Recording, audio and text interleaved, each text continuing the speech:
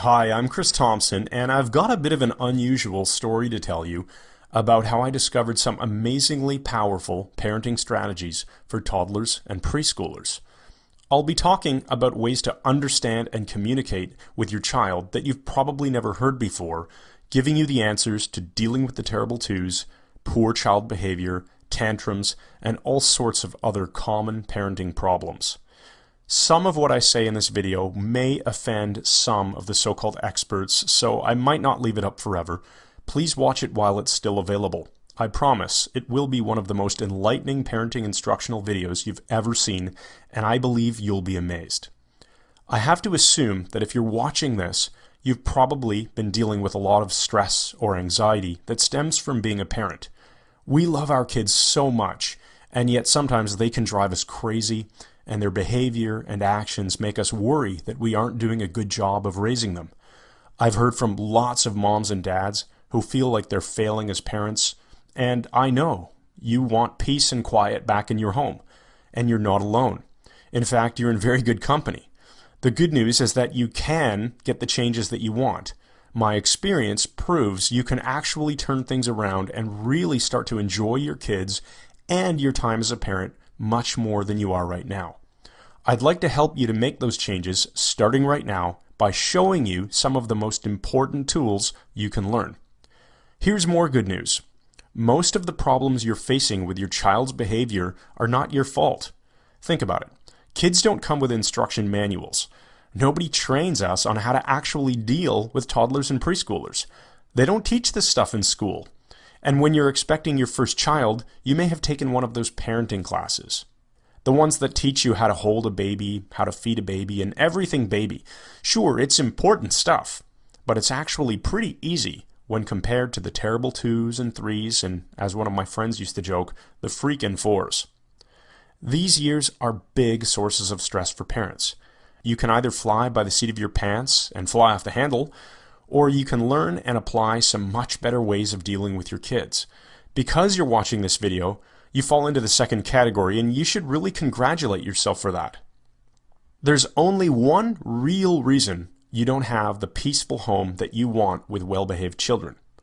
Nobody's ever given you the right information and the proper tools. You've either been given no information, or even worse, the wrong information. You've continued to apply the correct solution, which didn't work despite it being the correct solution.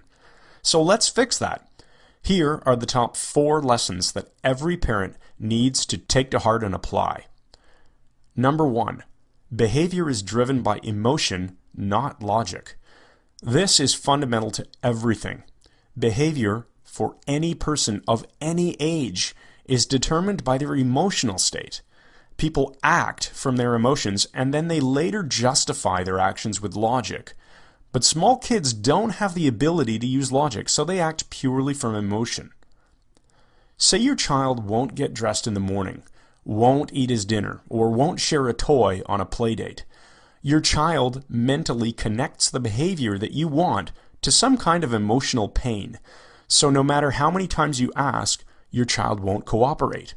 Changing your child's emotional state is the key to getting the behaviors that you do want. So how do you change a child's emotional state?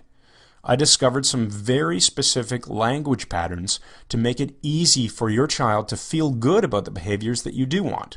Once they feel good about it, the behavior change follows instantly. I see so many parents trying to use logic instead. If you eat that cookie, you won't be hungry for dinner. Or, if you don't wear this coat, you'll be cold outside. Or, you need to have a nap, or you're going to be cranky this afternoon. It simply doesn't work.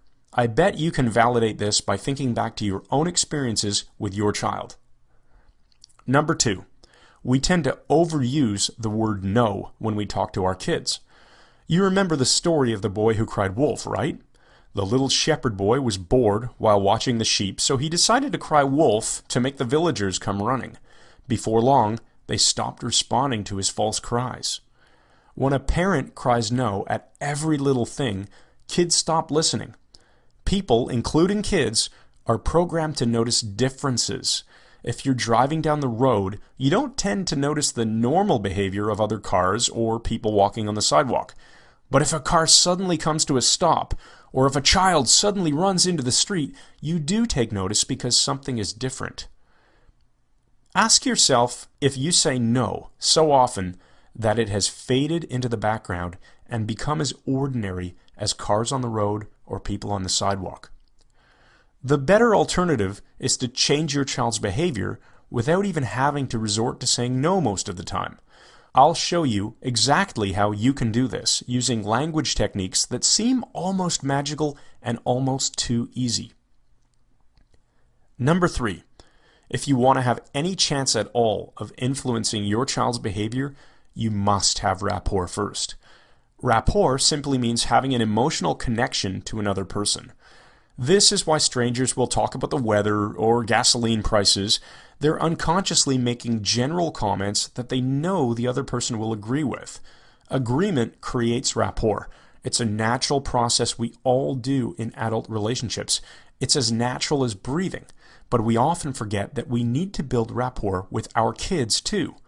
If little Samantha is playing in the sandbox at the park and you suddenly announce to her that it's time to go home, you have a huge chance of creating a fight because you missed the first step of building rapport. I'll show you how you can learn lots of ways to create this crucial emotional bridge before you change a child's behavior. Number 4, language is a powerful tool, and there are a bunch of tactics you need to learn to create the outcomes you want. Here's a specific tip. Use positive language instead of negative language. Ask your child to sit down instead of stop jumping on the couch. Ask him to hold his cup with 2 hands instead of don't spill your milk. This is the opposite of how most of us speak, but science has proven that speaking in negative terms and saying what you don't want will actually cause your child to do exactly what you're trying to avoid. You want some simple proof that will work on you right now? Okay, do not think about the color of your child's hair right now. Don't think about it, and certainly don't form a mental image of it right now. See? As soon as you're told not to do something, you at least have to think about it to understand what it is that you aren't supposed to do. The difference is that young kids, unlike adults, don't have something called a critical faculty, which helps to process the negatives in language. I've got so much more information to share. Can you imagine what would happen if you installed a powerful set of communication strategies within your mind? It's not as hard as you might think, and the effects are fast and powerful. How much more peaceful will your life be once you know how to fix or even prevent most of those behavioral problems that you've been dealing with? Would you like to start enjoying more laughter and smiles with your kids? Want to really feel like you understand your kids and know that you're doing the best job you can? I want you to experience the joy of a loving, nurturing, and emotionally healthy family life. It's entirely possible for you. I know it because I've helped thousands of other parents learn how to deal with their kids more effectively.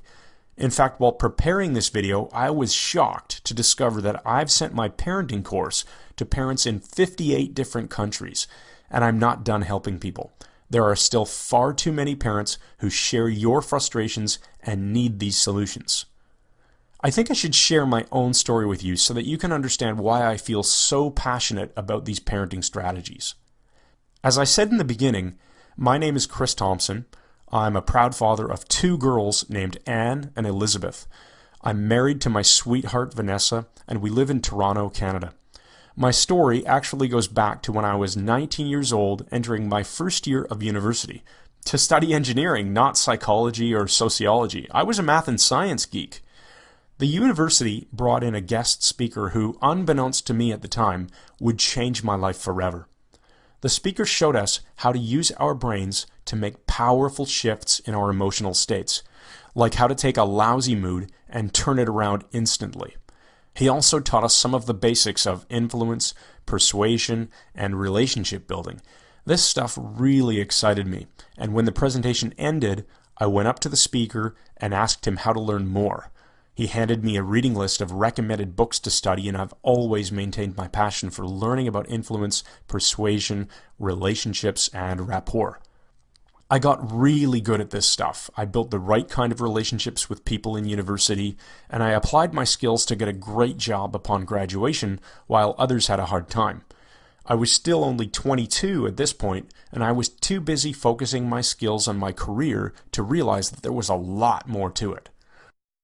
Let's fast forward over the next 8 years. I got married, I applied my skills to make a highly rewarding and unconventional career shift. Then when I was 30 years old, we had our first baby.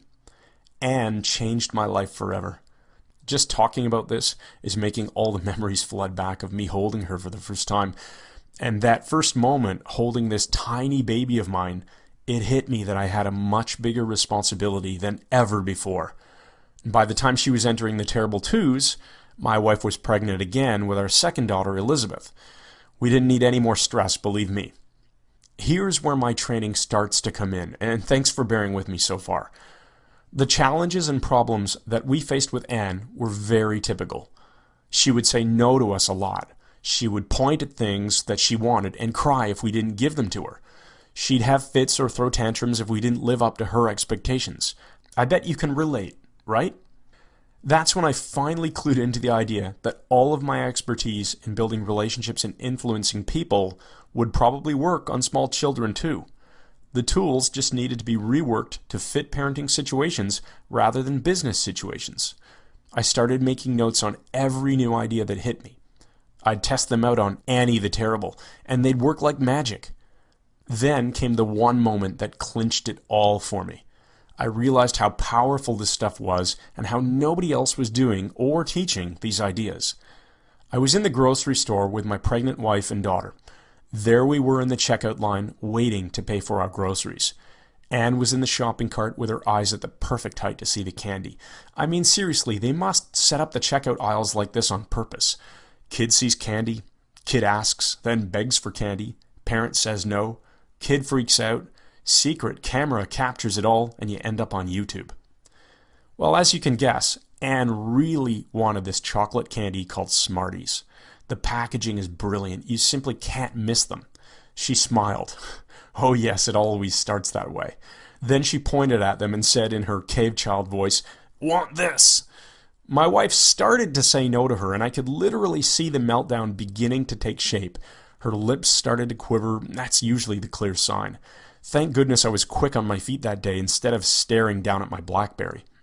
I quickly tested out a new technique that I'd been perfecting. It's called the distraction method. Yes, I know, very fancy title. It's an elegant technique that starts with something we already talked about, building rapport. If you forget this step, you're in trouble, seriously. But nobody's teaching this. Anyway, I built rapport and used a special distraction technique to completely avert the meltdown and the walk of shame over to the parking lot. What a relief that was. I took the time to take my communication skills and adapt them for use with children. What I developed is a unique, effective toolbox for parents. Nobody is teaching this stuff. Terrible twos? How about terrific toddlers instead? I've always been a natural teacher, so after experimenting on my own kids, I started working with other parents. The results were truly spectacular. Parents no longer felt like they were out of control. Kids started to behave better. The results were fast, and best of all, the strategies I teach maintain a child's dignity and actually help the child understand how to make better choices. I turned all of this into a course called Talking to Toddlers. The techniques that you'll learn will work on any age group. I always chuckle when wives email me to share stories about using a technique on their husband. But the examples are really geared towards the 2 to 6-year-old age range, so not just toddlers. My course is unique because it's the only program that breaks down the science of communication and applies it to kids with a parent-approved emphasis on creating positive influence in children. Here are just some of the techniques you'll learn. Get your kids to say yes instead of no. If you find yourself successfully using the same strategy on your spouse, coworker, or boss, you have my permission to blame me. Quickly kill that bad mood. I'll show you how to use natural emotional cues to install a magic button that you can push to change your child's mood. Get children to stop changing their minds so much. I'll teach you exactly how to stop this, but in a positive way. It eliminates your stress and frustration while building your child's confidence at the same time. It's win-win. the best way to use consequences. I'll explain to you exactly what steps you're probably missing when threatening consequences. This will dramatically boost your success in using consequences. How to sidestep a temper tantrum. I'll teach you multiple tools that will save you unbelievable amounts of frustration. I love getting emails from parents who experience the difference these make. Plant positive ideas in your child's mind. You will learn to plant suggestions for specific behavior, like going to bed, eating dinner, or feeling comfortable on the potty. But the real power here is how you can instill confidence, strength, love, and other feelings. You need to know this. Now, I've got an important question for you. Remember what it was like to take your infant child out of the house? So long as you had your ultimate toolkit, the diaper bag, you felt comfortable, right? It had all the supplies you needed to deal with unexpected problems. Leaky diaper, anyone? We've all been there. But now, you need a different sort of diaper bag. The tools you need have changed. Talking to Toddlers is your toddler toolbox. It's your security blanket for the terrible twos and beyond. It's what gives you the confidence you can handle all those behavior problems nobody ever showed you how to deal with. Speaking of diapers and clothes, I'm sure you've thought about the investment required to raise a young child. Hundreds of dollars every month on all of those baby and toddler items.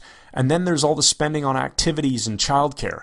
So how much are you investing, if anything, on tools to help you enjoy your time with your kids and reduce potential marital stress?